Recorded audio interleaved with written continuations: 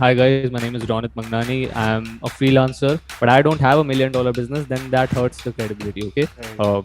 what you want to do is build credibility. So for people who are getting into freelancing, just start with anything which interests you, and then keep trying and testing, and just keep niching down. If you want to beat the competition, you have to dominate a small niche. When you do it with your own money, it's less fearful. It's you have more confidence that it's safe money. You can lose out on it.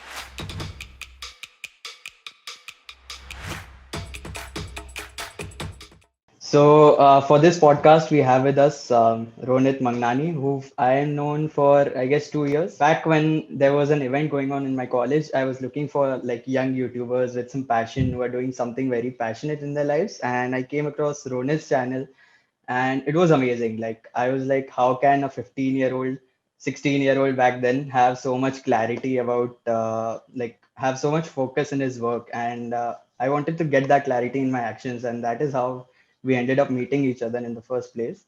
Ronit, I want you to introduce yourself to the viewers, if you can do that. Sure. Thank you so much for the brief introduction. Hi, guys. My name is Ronit Mangnani. I'm a freelancer. I work with clients in the US for their social media, for their content repurposing, all their organic branding work. And on the side, I'm also a YouTuber, a podcast host. You know, I have put some content out which helped Jay discover me in the first place. For people who've known me since a long time, basically the event which I went to back in, I think it was 2019, so that was organized mainly by Jay and his friends, of course. So they came across my YouTube channel and they invited me and all. So that's the brief introduction about me. Expanding more on the freelance part, if you just basically know the meaning of freelancing, which is learning a skill and then selling that service to clients. That's basically what I do. I started out with working with Indian clients, and the timing of this was very interesting because when I went to GLA University Mathura for that event, that was the exact time when I got into freelancing and I started working with Indian clients. And then when I had enough confidence that yes, now I can take this international, then I started focusing just on the US market because if you're a freelancer, my top advice is leverage the difference in cost of living, which basically means that uh, a person living in the US can pay much more or afford much more for the same services as compared to an Indian person. So if you are charging, let's say 10,000 rupees for a particular service in India, you can get easily like 4 or 5 times of that, let's say 40, 50,000 in the US, because just the difference in the currencies, just the difference in the cost of living in the two countries. And so I took it international and just mainly focusing on that, which is why I've been not so much into content lately. If you go to my YouTube channel, Instagram, wherever, it's pretty empty. uh, I'm a bit active on Twitter these days because that's a quick platform. But yeah, that's pretty much it for my introduction. I'm a freelancer and a YouTuber and content creator on the side. Yeah. Quite an introduction. And so that is one of my main aims, is to let the public know that at such a young age, at like you're 19 years old now, am I correct? Yeah. Yeah, at Exactly. 19 years old and 4 years back when you were 15 years old, where people like Yeah. me also generally spend most of our time watching YouTube videos and playing video games. How did a kid sitting at home decide to launch his own YouTube channel and then actually expand on that and try out freelancing? All of this, that too with content like what are mutual funds, what is inflation. So I can't imagine myself having an idea about mutual funds back when I was like 15. So, how did all of this Yeah. start precisely? What was the motivation behind it? Sure. So I get this a lot, right? That how are you freelancing with international clients when you're just 19 years old? People generally explore these things after they are graduated, after they have done their masters around 22 and 23. But how are you 4 or 5 years ahead of them? I think it's just exaggeration because it's about starting early, right?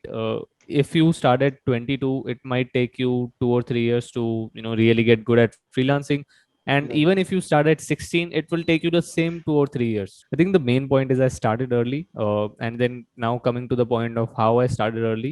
So at 15, I just basically wanted to make money online. Okay, and I was just tired of all those stupid hacks that do this survey, do this trick, do this to earn money through Right. online, and I got tired of all of it. And I thought, okay, YouTube seems legit. A lot of people make money off of that. There are ads, and it was very transparent, right? No shady Yeah. tactics. So I Yeah. thought, let's start a YouTube channel. And at that time, I was just learning, right? Because after I passed out of 10th, as most people know, if you are a commerce student and if you are in 11th standard, you basically, enjoy your life for that 1 year. It's like Yeah, pretty chill. It's not, you don't have to study a lot. पढ़ाई So I वढ़ाई used इतनी to कुछ होती नहीं है. That's what uh, people assume. Yeah, exactly. Like during the exam times, but not really, or during like non-exam times. So yeah, I used to learn about these things from books, internet, YouTube, se kuch dekh liya, Google, and all of that stuff. The strategy basically was to make videos which had high search volumes but less competition, which you can right. analyze through any YouTube tool. Like if you try out, at that time, I think I was using TubeBuddy or something like that. Tube buddy. There is Yeah, vid vidIQ. There are IQ. several, Yeah, yeah, there are several YouTube tools for that. And up till or until I think 10,000 subscribers, everything was going well.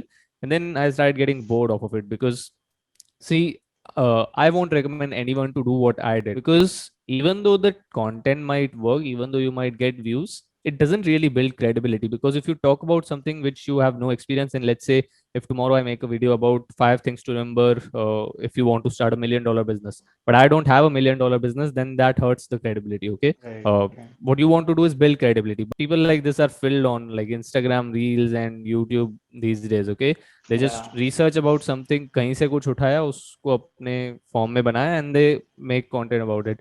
And because of the views and likes, that dopamine hits them and they keep doing that. It builds no credibility. It you can trick 90% of the people, right, who know nothing about it. But the top right, 10% players, let's say if you are making videos about finance, okay, the top 10% of players in the finance industry will say, ये क्या है? He or she has not done anything in real life, just internet say and books say he or yeah. she is It's 2 minute accumulating read, and knowledge. And then you just go out there and repeat the same stuff online. Yeah, that's yeah, what content does to you. It tricks you that just do these things and you will scale. So that's what I realized, and I started switching my content game. I shifted it a little bit to my learnings and what I was doing, and then finally I stumbled into documenting, which is I will not give you any advice because I myself don't have that much of credibility, but I will share my journey with you. Let's say if I'm starting freelancing, I'll share how I got the first client, how I landed the first project, uh, the first sales call I did. I think I have a full episode around it. The first international sales call, which was, me talking to a client, closing that deal. It worked on both ends. The audience responded well, and it also built credibility because now I was taking actions in the real world. Let's say I was starting freelancing and I got clients in the Indian market. Then I took it international, learned the sales skills required. Of course, made a lot of revenue through freelancing. So actions in the real world plus audience responding well. So that was kind of the perfect it's a mix. good blend to And have. Yeah, yeah, it's a good blend. So it just changes you completely once you do something around your interest and it starts working. Then you are like totally addicted to it and you can't go back to your old self no matter how yeah. distracting other things are. So I think that's how I got into it, and that's how the journey has been like till now on the content side mainly. Quite an amazing journey, and I guess it's a good thing to actually like for people to know. There are a lot of people, as Ronit said, that read something, watch another person's YouTube video, and then replicate that to kind of gain views and get that dopamine out of it, but it doesn't build credibility. That's the important part that you need to know from this question. Moving on to the next question, what do you exactly do? Like, I know you're a 19-year-old YouTuber and podcaster who also does freelancing mainly. Hmm. But Hmm. what exactly in freelancing? What exactly on YouTube and on your podcast? So I'll get a bit technical here because that's how it is. So in Sure. freelancing, basically you have a core service which you sell. Okay. It can be video editing, it can be graphic design. Those were the skills which I started with initially, but then I niched down to content repurposing and social media management. And let me explain what those things are. So most high net worth individuals in the US or startups, okay, those are mainly the two groups which I target because first it was individuals who don't have time to put out content, but then because of the pricing I niched down to high net worth individuals. What I do for them is I think I'll take a very popular example, Gary Vee. Okay, he's an entrepreneur running his business, and for people like him it's very hard to put out content on all these platforms. Okay, Right. because they don't have time. They are running a big company, they are constantly on the go all the time, so it's hard for them to put out content, to edit things and all these things. Okay, so they need a team. Right. Now when you need a content team, there are two ways they can go about it. Either they can hire the team in house, which is searching for employees, recruiting them, onboarding them, telling them how this thing works, If they don't work well, you have to fire them, hire someone new, all the management required. It's quite a messy process. So what most of those people do is they go for agencies, because agencies have the hiring thing figured out. Don't have to incur any real estate costs, because if they hire people in house, they need to have office space, right? घर पे Yeah. तो बिठाएंगे नहीं सबको. Hmm. Like if you have a 15-20 people team, it's hard to manage that real estate as well, right? Which is Right. why most of those people, the two groups which I talked about, high net worth individuals who want to build their brand on social media, so they want to put out content on all platforms, and startups. With startups, the thing is different. They are so focused on improving their product and marketing and everything that they don't get time for content. Okay, so they need help on the content side as well. They say that the success of any startup or any freelancer is dependent on the satisfaction of the initial clients. When I got that first international client, I only worked with them, like no more clients, for 7 to 8 months, because I wanted to get them crazy results. So a person who wants to try out something like freelancing, he needs is basically to identify his skill set, try different things, and then test the results. And according to your analysis, you should take it forward. That's kind of the idea here, right? So Yeah, so I'll identifying tell you the how it works, yeah, right? yeah, Yeah, when you get into freelancing, there are, let's say, 8 to 10 skills in front of you, hmm, and you think, अच्छा ये interesting लग रहा है मुझे. Let's say you get into digital marketing. Okay, you start learning about it. So first you are starting off with a broad skill, which is digital marketing. Even I started out like that. My broad yeah, skill was design. Okay, and then after you work with a few clients, after you get a few months of experience, you niche down.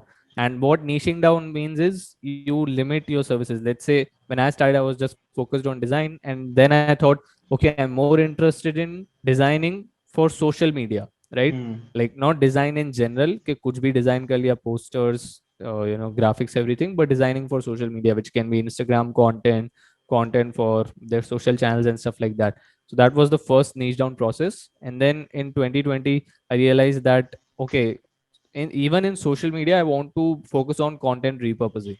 right, And that kind of felt like my street spot. You start with a broad skill, and then you keep niching down, because there's this saying, which is, if your product or service is for everyone, it's for no one.